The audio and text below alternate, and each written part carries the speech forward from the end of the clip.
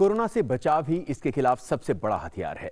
Corona से जुड़ी सभी अहम खबरें लेकर हम हाजिर हैं अपने इस खास शो कोरोना पर नजर के साथ। मैं हूं तेजेंद्र सिंह और शुरुआत करते हैं फास्ट न्यूज के साथ। आत्मनिर्भर भारत पैकेज के दूसरे भाग की घोषणा। प्रवासियों को मुफ्त खाद्यान्न और किफायती किराए के आवास पर मुख्य ध्यान। कृषि और संबंध क्षेत्र को रियायती ऋण और रेहड़ी पटरी वालों को विशेष ऋण की सुविधा। 2021 तक one nation one ration card का लक्ष्य होगा हासिल। प्रधानमंत्री ने प्रगतिशील उपाय बताते हुए घोषणाओं की सराहना की।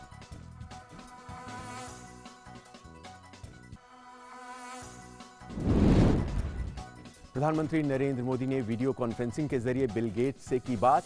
कोरोना के खिलाफ लड़ाई में वैज्ञानिक नवाचार पर, वैश्विक तालमेल और शोध और अनुसंधान पर की चर्चा। बिल गेट्स ने दुनिया भर में महामारी से निपटने में सामाजिक और आर्थिक प्रभाव को कम करने में भारत की भूमिका को बताया महत्वपूर्ण। पीएम मोदी ने डेनमार्क के प्रधानमंत्री से फोन पर कोरोना वायरस स्थिति पर की चर्चा।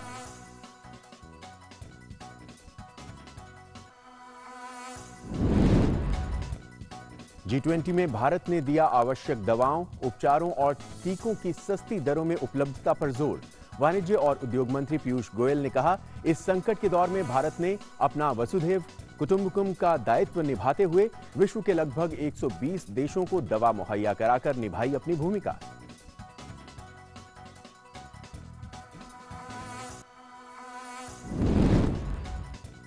IRCTC ने जरूरत पड़ने पर कॉन्टैक्ट ट्रेसिंग के लिए टिकट बुक करने वाले सभी यात्रियों के मूल स्थान का पता लेना किया शुरू। स्पेशल ट्रेनों में 22 मई से शुरू होने वाले वेटिंग टिकट के लिए निर्धारित की सीटें, आज से वेटिंग टिकट की बुकिंग की सुविधा होगी शुरू।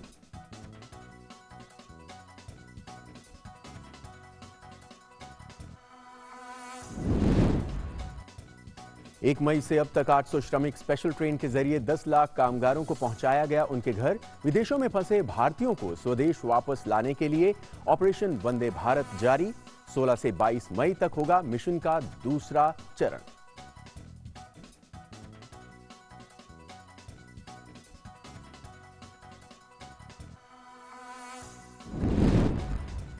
केंद्रीय माध्यमिक शिक्षा बोर्ड ने 9वीं और 11वीं की कक्षा के सभी अनुत्तीर्ण छात्रों को स्कूल में ऑनलाइन, ऑफलाइन अभिनव परीक्षणों में फिर से शामिल करने की दी अनुमति। छात्रों की परीक्षाओं की स्थिति, विषयों और प्रयासों की संख्या के किसी भी स्टेटस के बावजूद छात्रों को दिया जा रहा है अवसर।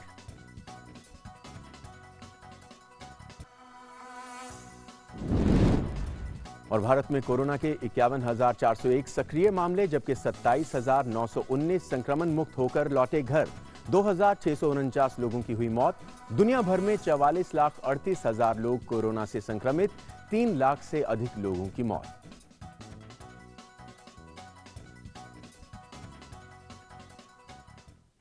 वित्त मंत्री निर्मला सीतारमण और वित्त राज्य मंत्री अनुराग ठाकुर ने प्रधानमंत्री द्वारा घोषित आत्मनिर्भर भारत अभियान के तहत 20 लाख करोड़ रुपए के आर्थिक पैकेज के सिलसिले में 9 महत्वपूर्ण कदमों की घोषणा की। नई दिल्ली में आर्थिक पैकेज के बारे में दूसरे संवाददाता सम्मेलन को संबोधित करते हुए उन्होंने बताया कि इन कदमों से प्रवासी मजदूरों, फेरी लगाने वालों, जनजातीय लोगों, छोटे व्यापारियों और छोटे किसानों तथा स्वरोजगार में लगे लोगों को फायदा पहुंचेगा। इस दौरान किसानों, प्रवासी मजदूरों, रेहड़ी पटरी वालों के लिए कई घोषणाएं की गई हैं। प्रवासी मजदूरों को अगले 2 महीने तक मुफ्त 5 किलो अनाज और प्रति परिवार को 1 किलो चना दाल। 2021 तक एक राष्ट्र, एक राशन कार्ड का लक्ष्य। प्रवासी श्रमिकों और शहरी गरीबों को किराए पर मिलेंगे सस्ते मकान। इस दौरान 50 लाख रेहड़ी पटरी वालों के लिए विशेष योजना भी है। किसान क्रेडिट कार्ड के जरिए किसानों को 2 लाख करोड़ का रियायती ऋण। मुद्रा शिशु लोन के लिए 1500 करोड़ की राहत। 12 महीने की अवधि के लिए शीघ्र भुगतान करने पर 2% का ब्याज का उपदान। ग्रामीण क्षेत्रों में लोगों को रोजगार देने के लिए मनरेगा के तहत काम दिया जा रहा है। राष्ट्रीय स्तर पर न्यूनतम पारिश्रमिक ढांचा जल्द होगा तैयार। और प्रधानमंत्री नरेंद्र मोदी ने बिल और मेलिंडा गेट्स फाउंडेशन के संस्थापक बिल गेट्स से वीडियो कॉन्फ्रेंस के जरिए संवाद किया। प्रधानमंत्री नरेंद्र मोदी और बिल गेट्स ने कोविड की स्थिति पर चिंता व्यक्त की। कोरोना वायरस के खिलाफ लड़ाई में प्रधानमंत्री नरेंद्र मोदी के नेतृत्व में उठाए गए कदमों पर बिल गेट्स काफी प्रभावित दिखे। दोनों ने कोरोना के खिलाफ लड़ाई में वैज्ञानिक नवाचार पर, वैश्विक तालमेल और शोध और अनुसंधान पर चर्चा की। प्रधानमंत्री ने भारत द्वारा इस लड़ाई में अपनाए गए दृष्टिकोण की बात की, जिसमें जन संदेश की बड़ी भूमिका रही। उन्होंने बताया कि किस प्रकार जन केंद्रित तरीके से और सोशल डिस्टेंसिंग अपनाने से इस लड़ाई को जीतने में मदद मिली है।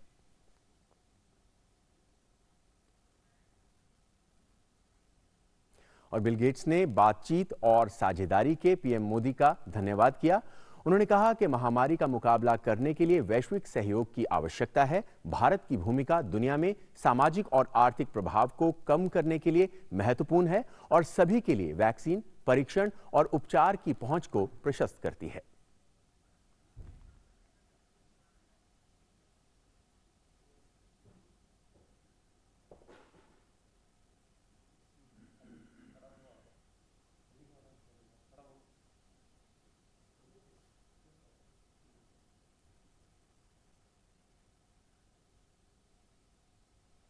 प्रधानमंत्री नरेंद्र मोदी ने डेनमार्क के प्रधानमंत्री मेटे फ्रेडरिक्से से फोन पर बातचीत की।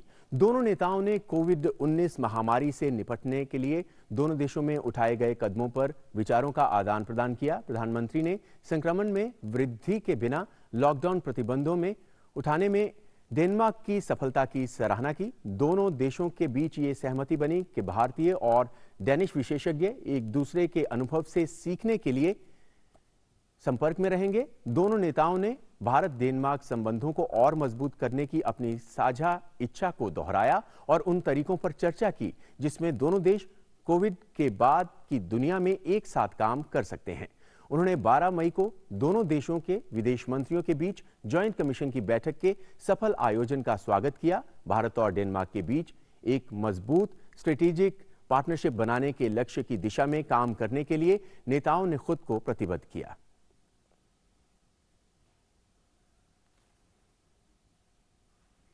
भारत ने G20 देशों को कोविड-19 महामारी का सामना करने के लिए आवश्यक दवाएं, उपचार और वैक्सीन किफायती दरों पर उपलब्ध कराने को सुनिश्चित करने को केंद्रीय मंत्री पीयूष गोयल कल G20 देशों के वाणिज्य मंत्रियों की दूसरी बैठक में वीडियो कॉन्फ्रेंसिंग के जरिए शामिल हुए। इस बैठक में शामिल केंद्रीय मंत्री पीयूष गोयल ने कोविड-19 संकट के दौरान पारदर्शी तरीके से एक दूसरे का सहयोग करने और वैश्विक साझेदारी की बात को मजबूत तरीके से आगे रखा। साथ ही उन्होंने कहा कि इस संकट के दौर में भारत ने अपना वसुधैव कुटुंबकम का दायित्व निभाते हुए विश्व के लगभग 120 देशों को दवा मुहैया कराकर अपनी भूमिका निभाई है। केंद्रीय मंत्री ने G20 देशों में स्वास्थ्य कर्मियों और आवश्यक दवा सामग्री की बेरोकटोक आवाजाही सुनिश्चित करने के साथ भारत को भी दवा और आवश्यक सामग्री की सप्लाई चेन में शामिल करने का आह्वान किया। We had the G20 trade ministers virtual meeting, the second such meeting that has been held, in which India presented a strong case for global partnerships and cooperation to support each other during the COVID-19 crisis in a transparent and fair manner. India on its part has played the role of a responsible global citizen by providing medicines to over 120 countries across the world to help them fight the global pandemic COVID-19. Corona virus महामारी के कारण विदेशों में फंसे भारतीयों को स्वदेश लाने के लिए वंदे भारत अभियान जोरों पर है। इस अभियान के तहत विदेशों से एयर इंडिया के विमानों के जरिए देश के विभिन्न शहरों में लोग पहुंच रहे हैं। इसके तहत कल ढाका से एयर इंडिया का एक विमान दिल्ली एयरपोर्ट पर उतरा। दिल्ली आने वाले विमान से 70 भारतीयों की स्वदेश वापसी हुई है। इसके साथ ही एक और विमान 169 भारतीय नागरिकों के साथ ढाका से चेन्नई के लिए रवाना हुआ। दुबई से भी एक एयर इंडिया एक्सप्रेस का विशेष विमान अमृतसर एयरपोर्ट पहुंचा, जहां 177 भारतीय नागरिक सवार थे।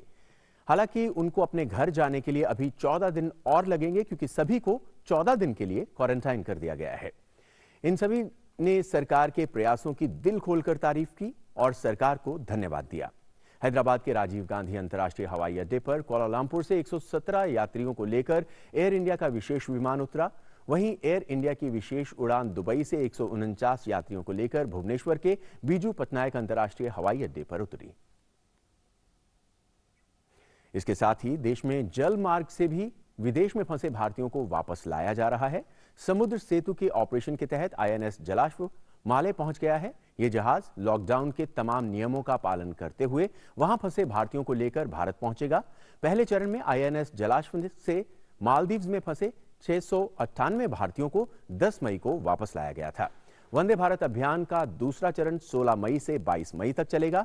इस दौरान भी कोविड-19 के कारण विदेशों में फंसे कई भारतीयों को स्वदेश लाया जाएगा। विदेश मंत्रालय ने कहा है कि वो राज्यों के बीच भेदभाव नहीं करता है। मंत्रालय ने स्पष्ट किया कि केंद्र का वंदे भारत मिशन विदेशों में फंसे हुए सभी भारतीयों के लिए है। विदेश मंत्रालय के प्रवक्ता अनुराग श्रीवास्तव ने पश्चिम बंगाल के मुख्य सचिव पार्थ चटर्जी के इस आरोप के जवाब में ये टिप्पणी की। दरअसल चटर्जी ने विदेशों से भारतीयों की वतन वापसी के मामले में केंद्र पर राज्यों के साथ भेदभाव करने का आरोप लगाया था। श्रीवास्तव ने चटर्जी के पोस्ट को टैग करते हुए ट्वीट किया, जिसमें उन्होंने कहा कि विदेश मंत्रालय राज्यों के बीच भेदभाव नहीं करता है। भारत सरकार का वंदे भारत मिशन सभी फंसे हुए भारतीयों के लिए है, जिनमें पश्चिम बंगाल के लोग भी हैं। उनमें से 3700 से अधिक लोगों ने दुनिया के विभिन्न हिस्सों से स्वदेश वापसी के लिए पंजीकरण कराया है। हमें उड़ानों को कोलकाता भेजने में खुशी होगी, लेकिन अगर राज्य सरकार यात्रियों की अगवानी और क्वारंटाइन के लिए पुख्ता इंतजाम करेगी। पश्चिम बंगाल के निवासियों को पड़ोसी देशों से भू सीमा में स्वदेश वापसी में भी हम मदद करेंगे। हम इस मामले में राज्य सरकार से जल्द ही जवाब मिलने की उम्मीद करते हैं, ऐसा उन्होंने कहा।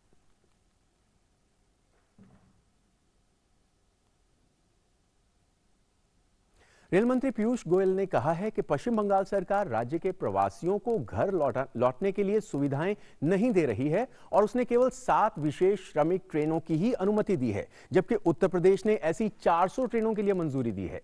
पीयूष गोयल ने कहा कि पश्चिम बंगाल सरकार से और अधिक विशेष श्रमिक ट्रेनों के लिए मंजूरी देने की उनकी अपील पर कोई जवाब नहीं आया है। उन्होंने कहा कि पश्चिम बंगाल को रोजाना 105 ट्रेनें संचालित करने की जरूरत है।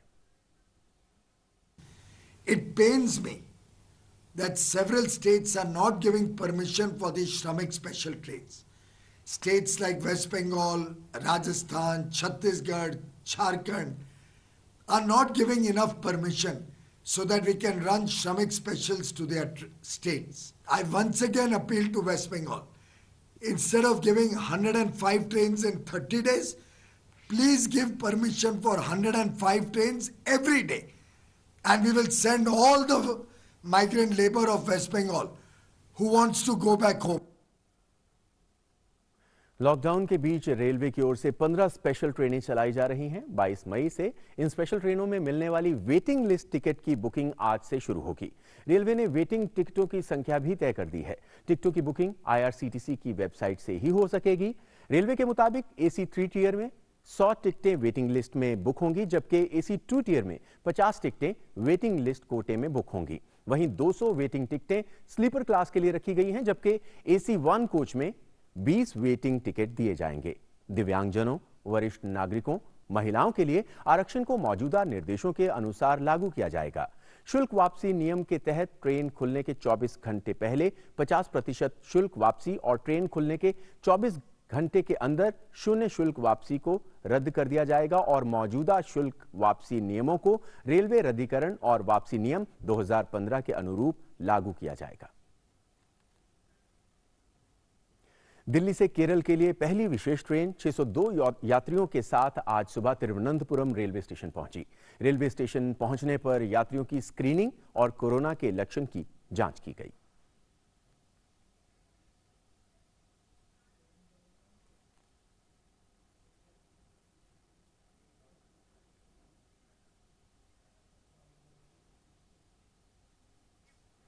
और दिल्ली से विशेष ट्रेन आज सुबह केरल के कालीकट पहुंची, जहां यात्रियों के सामानों को सैनिटाइज करके रेलवे स्टेशन से बाहर निकाला गया।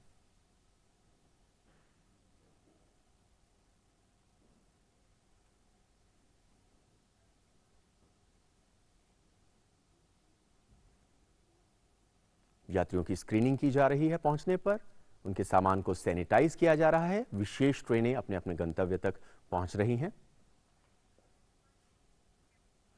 और कल शाम असम के डिब्रूगढ़ से विशेष यात्री ट्रेन दिल्ली के लिए रवाना हुई। ट्रेन में 300 से अधिक यात्री सवार थे, जिनको ट्रेन में सवार होने से पहले थर्मल स्क्रीनिंग की प्रक्रिया से गुजरना पड़ा।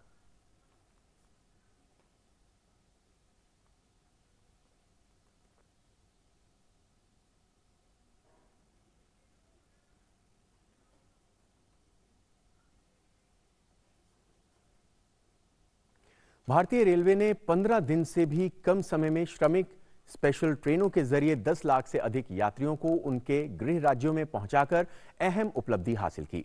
भारतीय रेलवे ने 14 मई 2020 तक देश भर में 800 श्रमिक स्पेशल ट्रेनें चलाईं। विभिन्न स्थानों पर पलायन करके गए फंसे श्रमिक तथा तीर्थयात्रियों, पर्यटकों, छात्रों और अन्य व्यक्तियों की आवाजाही के संबंध में गृह मंत्रालय के आदेश के बाद भारतीय रेलवे ने श्रमिक स्पेशल ट्रेनों के संचालन का निर्णय लिया। ये 800 ट्रेन विभिन्न राज्यों जैसे आंध्र प्रदेश, बिहार, छत्तीसगढ़, हिमाचल प्रदेश, जम्मू और कश्मीर, झारखंड, कर्नाटक, मध्य प्रदेश, महाराष्ट्र, मणिपुर, मिजोरम, ओडिशा, राजस्थान, तमिलनाडु, तेलंगाना, त्रिपुरा, उत्तर प्रदेश, उत्तराखंड और पश्चिम बंगाल के लिए चलाई गई। ट्रेन में चढ़ने से पहले यात्रियों की उचित जांच सुनिश्चित की जाती है। यात्रा के दौरान यात्रियों को मुफ्त भोजन और पानी दिया जाता है।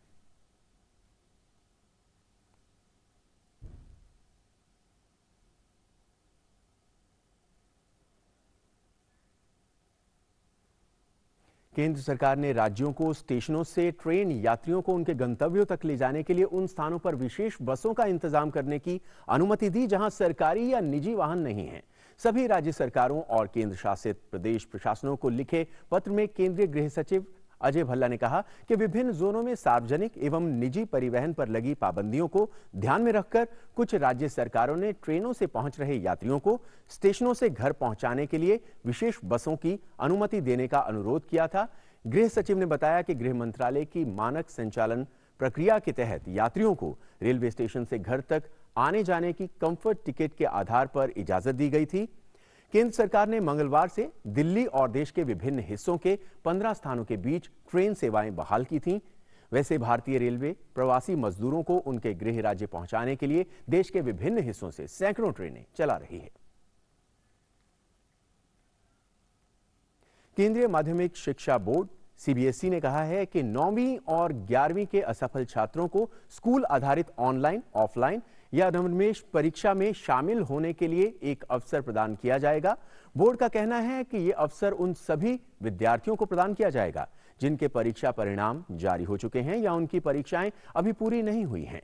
इस सुविधा में विषयों की संख्या और परीक्षा में शामिल होने के प्रयासों पर भी विचार नहीं किया जाएगा। बोर्ड ने इसे असाधारण परिस्थितियों में उठाया गया कदम बताया है। और अब बात भारत में कोरोना वायरस की स्थिति की। स्वास्थ्य विभाग द्वारा जारी ताजा आंकड़ों के अनुसार भारत में कोरोना के सक्रिय मामलों की संख्या 51,401 हो गई है, जबकि 27,919 लोग इलाज के बाद संक्रमण से मुक्त होकर स्वस्थ हो चुके हैं। तो वहीं कोरोना वायरस की चपेट में आने से 2,649 लोगों की मौत हो गई है। और अब बात करते हैं कोरोना के खिलाफ जारी जंग में जमीनी हकीकत की।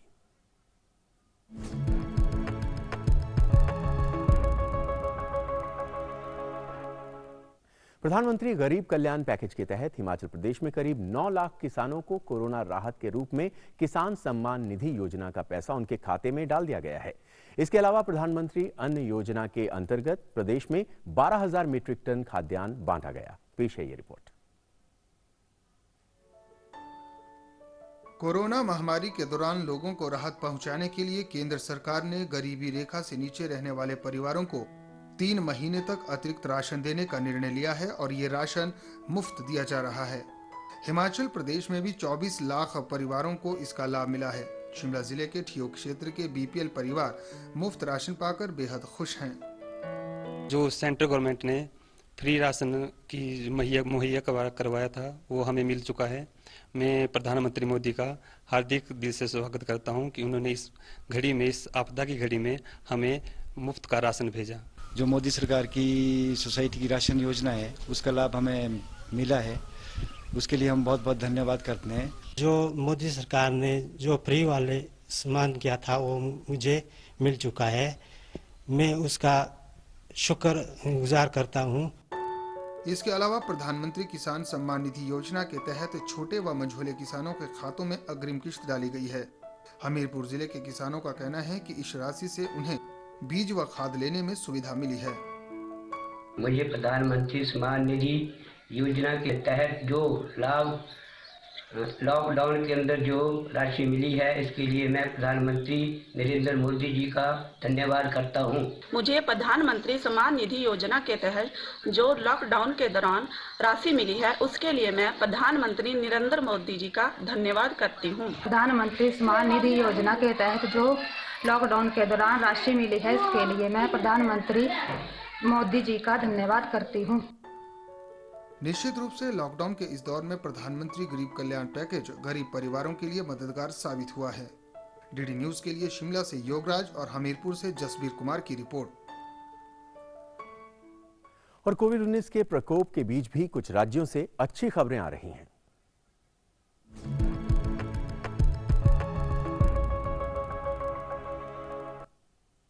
बिहार की राजधानी पटना का नालंदा मेडिकल कॉलेज अस्पताल एनएमसीएच पूरी तरह कोरोना संक्रमित मरीजों के लिए समर्पित है।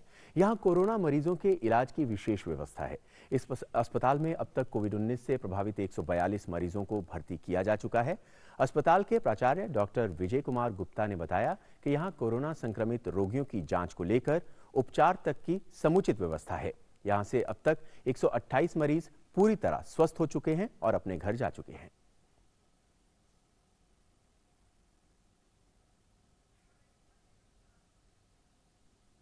पूरा हॉस्पिटल हम लोग पूरे बिहार का, पटना का, जहाँ का भी केस है वहाँ का केस आता है, रेफर्ड होके आता है। कोविड पॉजिटिव पेशेंट्स भी आते हैं और यहाँ पे भी जांच होके जो सस्पेक्टेड पेशेंट्स हैं उनको हम लोग जांच करके अगर कोविड पॉजिटिव रहते हैं तो उनको हम लोग एडमिट करके उनका इलाज करते हैं। अभी तक हम लोगों के पास 142 कोविड पॉजिटिव पेशेंट्स आए हैं जिनका हम लोगों ने सक्सेसफुली इलाज किया है। और उत्तर प्रदेश के ग्रेटर नोएडा स्थित आईटीबीपी अस्पताल को गृह मंत्रालय ने कोविड-19 अस्पताल घोषित किया था। वो कोरोना मरीजों के इलाज के लिए एक नई पहल के साथ आया है। अस्पताल ने ऐसे तकनीकी उपकरण का सहारा लिया है जिससे कोरोना मरीजों की अच्छे से देखभाल हो सके। अस्पताल में रोगियों को खाना, पानी, दवा देने के लिए नए स्वचालित वाहन को उपयोग में लाया जा रहा है जिससे कि मरीजों से कम संपर्क में आया जा सके।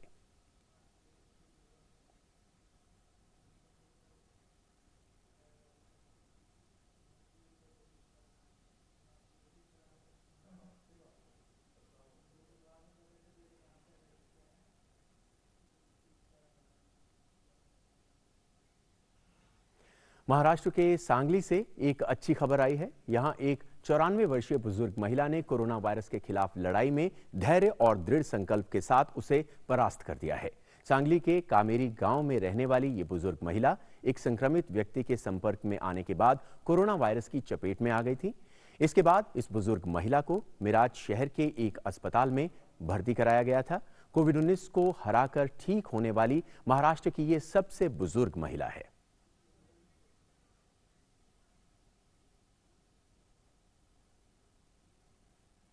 और आइए अब देखते हैं कि दुनिया भर में कोरोना से क्या है हाल।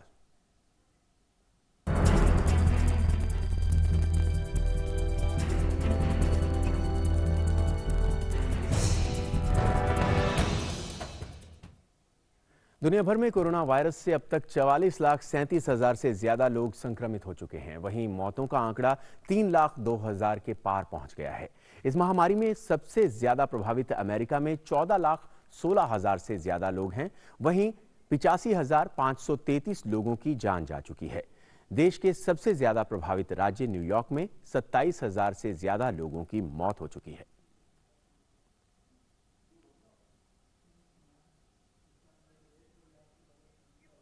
स्पेन में कोरोना वायरस से मृतकों की संख्या 27,000 के पार पहुंच गई है, जबकि कोरोना वायरस से संक्रमित लोगों की संख्या 2,29,000 के पार पहुंच गई है। स्पेन ने कोरोना के खिलाफ जारी लॉकडाउन को कम करना शुरू कर दिया है। वहीं जून के अंत में प्रतिबंधों को समाप्त करने का लक्ष्य रखा गया है।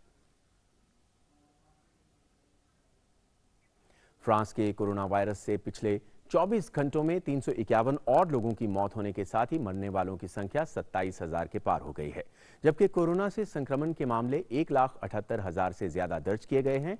वहीं फ्रांस की सरकार ने कोरोना वायरस संकट के बीच मध्य मार्च से बंद किए गए रेस्टोरेंट, होटल और अन्य पर्यटक सुविधाओं को गति देने के लिए 18 अरब यूरो की योजना की घोषणा की।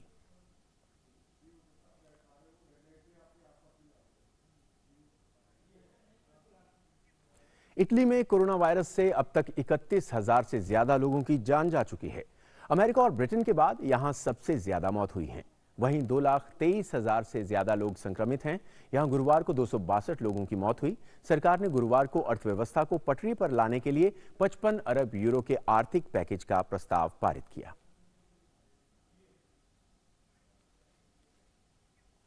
ब्रिटेन के नागरिकों ने कल लगातार 8वें सप्ताह कोरोना वायरस महामारी के खिलाफ लड़ रहे स्वास्थ्य कर्मियों और अस्पताल कर्मचारियों की हौसला अफजाई की।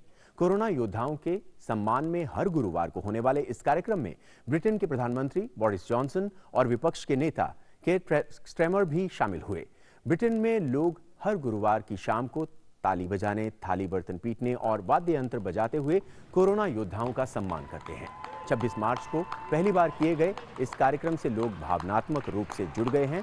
ब्रिटेन के प्रधानमंत्री बोरिस जॉनसन ने 10 मई को कोरोना वायरस के कारण लगे लॉकडाउन में बहुत कम ढील देने की घोषणा की थी, जिससे कि कोरोना संक्रमण का दूसरा दौर शुरू ना हो पाए और अर्थव्यवस्था और लोगों की जान को और नुकसान नहीं पहुंचे। इसी बीच ब्रिटेन ने स्विट्जरलैंड की दवा कंपनी रोशे द्वारा विकसित कोरोना वायरस एंटीबॉडी टेस्ट को मंजूरी दे दी है। ब्रिटेन में कल कोरोना वायरस से 428 और लोगों की मौत हो गई थी, जिससे अब तक कुल 33,614 लोगों की मौत हो चुकी है। इसी बीच ब्रिटेन ने कोरोना वायरस महामारी के बीच परिवहन व्यवस्था को दुरुस्त करने और सोशल डिस्टेंसिंग का पालन करने के लिए 1.7 अरब पाउंड के फंड की घोषणा की है। साथ ही लंदन में बस और सेवाओं को चालू रखने के लिए 1.6 अरब पाउंड के बेल आउट पैकेज की भी घोषणा की गई है। ये कदम लॉकडाउन में छूट दिए जाने के बाद पहले सप्ताह में हजारों लोगों के काम पर लौटने के मद्देनजर उठाए गए हैं।